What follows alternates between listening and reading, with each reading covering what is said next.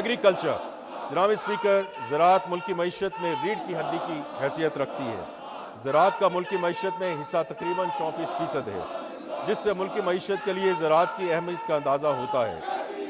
زراعت ایک صوبائی سبجیکٹ ہے، مگر اس شعبے کی اہمیت کے پیش نظر وزیر اعظم نے ایک نیشنل کمیٹی تشکیل دی ہے جو زراعت کے فروغ کے لیے صوبوں کے ساتھ بامقصد مشاورت کرے گی۔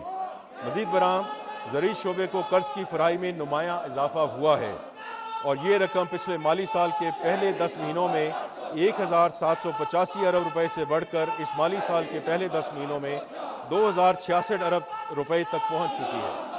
زراعت کے شعبے خصوصی چھوٹے کسان کو قرض کی فراہمی کے لیے کئی نئے اقدامات اٹھائے گئے ہیں۔ ایک نیا کلین فنانسنگ فیسلٹی پروگرام شروع کیا جا رہا ہے، جس کے تحت بینک چھوٹے کسانوں کو بغیر کسی ضمانت کے 1 لاکھ روپے تک کے قرضے فراہم کریں گے۔ یہ رقم ڈیجیٹل سسٹم کے ذریعے کسانوں کے ای والیٹس میں ٹرانسفر کی جائے گی۔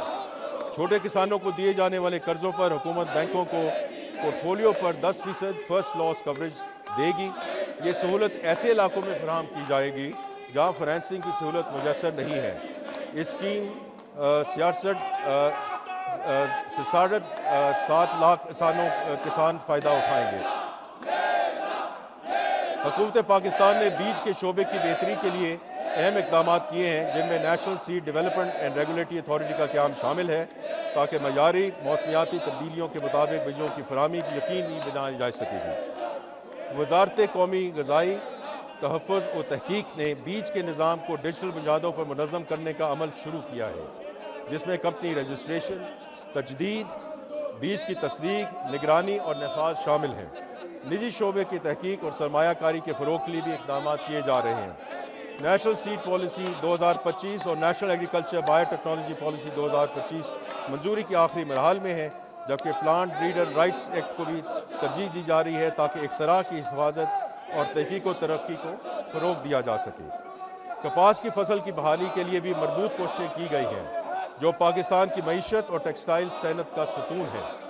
اگرچہ حالیہ برسوں میں کپاس کی پیداوار میں کمی ہوئی، تاہم 2023 میں مثبت پیش رفت دیکھنے میں آئی اور 2024 میں حکومتی کوششوں کے باوجود موسمی مسائل کے باعث پیداوار متاثر ہوئی۔ حکومت ہر ممکن کوشش کرے گی کہ کپاس کی کاشت کے اعتماد کو بحال کیا جا سکے۔ ایگریکلچر کے حوالے سے ترقیاتی بجٹ میں شامل منصوبوں کی تفصیل میں آگے چل کر بیان کروں گا۔ Special investment facilitation council SIFC نے پاکستان میں سرمایہ کاری کے فروغ اور کاروباری ماحول کو بہتر بنانے کے لیے ایک مرکزی پلیٹ فارم کے طور پر نمایاں مقام حاصل کیا ہے۔ اس کونسل کے تحت توانائی، معدنیات، زرعی کاروبار، IT، فن ٹیک، انفراسٹرکچر، افرادی قوت کی ترقی اور سیاحت سمیت مختلف شعبوں میں 100 سے زائد اسٹریٹجک گرین فیلڈ اور براؤن فیلڈ منصوبوں کو تیز رفتاری سے آگے بڑھایا گیا، جس کے نتیجے میں مالی سال 2024-25 میں براہ راست غیر ملکی سرمایہ کاروں میں نمایاں اضافہ ہوا۔ نجکاری اور پبلک پرائیویٹ پارٹنرشپ اور نجی شعبے کے فروغ میں بھی SIFC نے اہم کردار کیا۔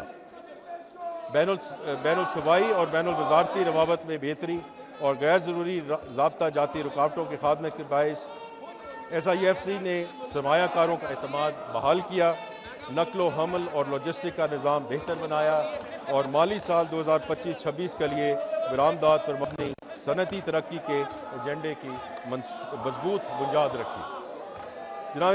جناب اسپیکر، یہ بجٹ ایک کمپیٹیٹیو اکانومی کے لیے ترتیب دی گئی حکمت عملی کا آغاز ہے جو برآمدات کو بڑھائے گی، زر مبادلہ کے ذخائر میں اضافہ کرے گی تاکہ ادائیگیوں میں عدم توازن سے بچا جا سکے اور ساتھ ہی ساتھ اکنامک پروڈکٹیوٹی کو فروغ دیا جا سکے۔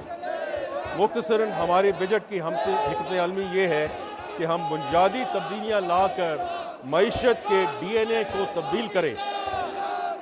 جناب اسپیکر، اب میں مالی سال 2025-26 کے بجٹ کے اہم خطوط پیش کرتا ہوں۔ مالی سال 2025-26 کے لیے اقتصادی ترقی کی شرح 4.2% رہنے کا امکان ہے۔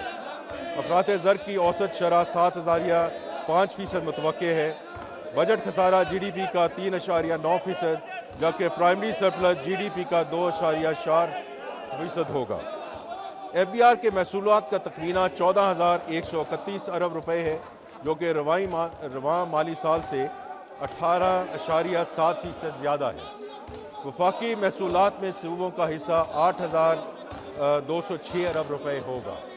وفاقی نان ٹیکس ریونیو کا ہدف 5,147 ارب روپے ہوگا۔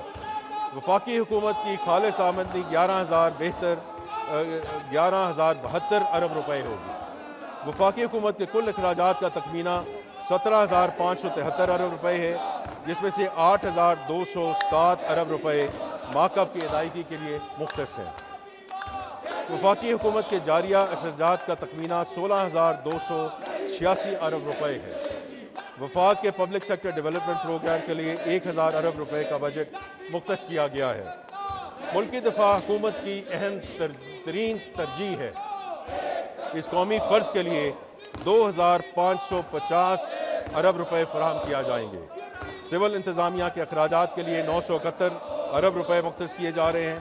پینشن کے اخراجات کے لیے 1,055 ارب روپے مختص کیے گئے ہیں۔ بجلی اور دیگر شعبوں کے لیے سبسڈی کے طور پر 1,186 ارب روپے کی رقم مختص کی گئی ہے۔ گرانٹس کی مدد میں 1,928 ارب روپے مختص کیے جا رہے ہیں، جو BISP، آزاد جموں و کشمیر، گلگت بلتستان اور خیبر پختونخوا کے نئے ضم شدہ اضلاع وغیرہ کے لیے ہے۔ حکومت بے نظیر انکم سپورٹ پروگرام کے فلیگ شپ انیشیٹوز کی کوریج بڑھانے کا ارادہ رکھتی ہے۔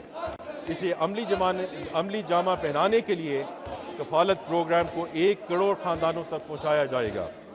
تعلیمی وظائف پروگرام کو مزید وسعت دی جائے گی تاکہ تقریباً 1,20 لاکھ بچوں کو فائدہ پہنچایا جا سکے۔